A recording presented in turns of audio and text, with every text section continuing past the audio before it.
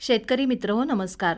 मित्रहो, जनावरांच्या आवश्यकतेनुसार योग्य त्या प्रमाणात सर्व पोषक अन्न घटकांचं मिश्रण असलेल्या आहारालाच संतुलित आहार म्हणतात.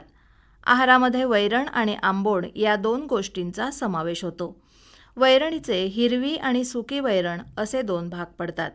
हिरव्या वैरणीमध्ये एकदल आणि द्विदल वर्गातील हिरवा चारा यांचा समावेश होतो. एकदल वर्गातील चाऱ्यामध्ये मका, ज्वारी, बाजरी, नेपियर घास, पॅरा घास यांचा समावेश होतो. अशा प्रकारच्या एकदल वर्गीय चाऱ्यामध्ये प्रथिनं कमी आणि कर्बोदकं अधिक प्रमाणात असतात. द्विदल वर्गातील हिरव्या वैरणीमध्ये चवळी घास, लसूण घास, बरसीम यांचा समावेश होतो. द्विदल चारा अधिक पौष्टिक असतो. यामध्ये प्रथिनं आणि कॅल्शियमचं प्रमाण अधिक असतं. सुक्या चाऱ्यामध्ये गव्हाचे काड, ज्वारीचा कडबा, भाताचा पेंडा, मिश्र सुका चारा यांचा समावेश होतो. अशा चाऱ्याचा उपयोग मुख्यत्वे करून पोटभरू खाद्य म्हणून केला जातो. ती कमी पौष्टिक असतात. असा सुका चारा पचनाला देखील जड असतो. संतुलित आहारामध्ये आंबोणाला फार महत्त्व आहे. यामध्ये प्रथिनं आणि ऊर्जा यांचं प्रमाण अधिक असतं. खुराक म्हणजे आंबोण मिश्रणाचा 100 किलो तत्वावर नमुना बनवावा. यामध्ये विविध खाद्य घटक वापरण्यात येतात. जनावरांना ऊर्जा पुरवण्याकरता आंबोणामध्ये मका, ज्वारी, बाजरी यांसारखी तृणधान्य वापरण्यात येतात. प्रथिनांचे स्रोत म्हणून सरकी, भुईमूग, जवस, तीळ, सूर्यफूल, सोयाबीनपासून मिळणारी पेंड वापरण्यात येते. तृणधान्य किंवा कडधान्यापासून मिळणारे दुय्यम पदार्थ जसं भाताचा किंवा गव्हाचा कोंडा, भाताचं पॉलिश, कडधान्यापासून डाळी बनवताना मिळणारी तूर, उडीद, मूग यांचा समावेश होतो.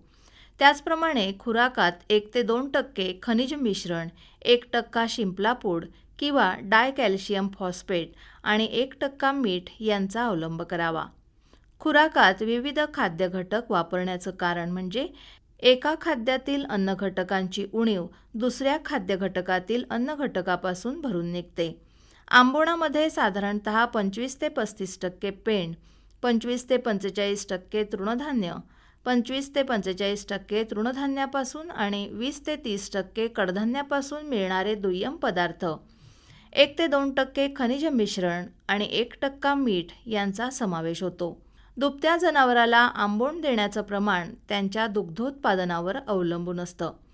दुधाळ गाईला 1 ते 1.5 किलो आंबोण शरीर पोषणासाठी आणि 1 किलो आंबोण प्रति 2.5 लिटर दुग्धोत्पादनासाठी द्यावं.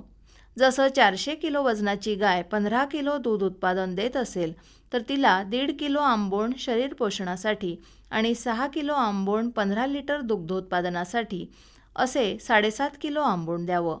आंबोणाव्यतिरिक्त अशा गाईला 4 ते 5 किलो सुका चारा आणि 8 ते 10 किलो ओला चारा द्यावा.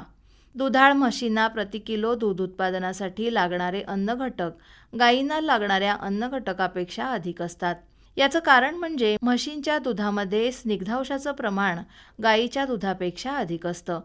म्हशीच्या बाबतीत सांगायचं झालं तर शरीर पोषणासाठी 1.5 ते 2 किलो आंबोण आणि प्रति 2 लिटर दुग्धोत्पादनासाठी 1 किलो या प्रमाणात द्यावं. मंडळी, अशा प्रकारे पशुपोषणासाठी संतुलित आहार फार महत्त्वाचा आहे.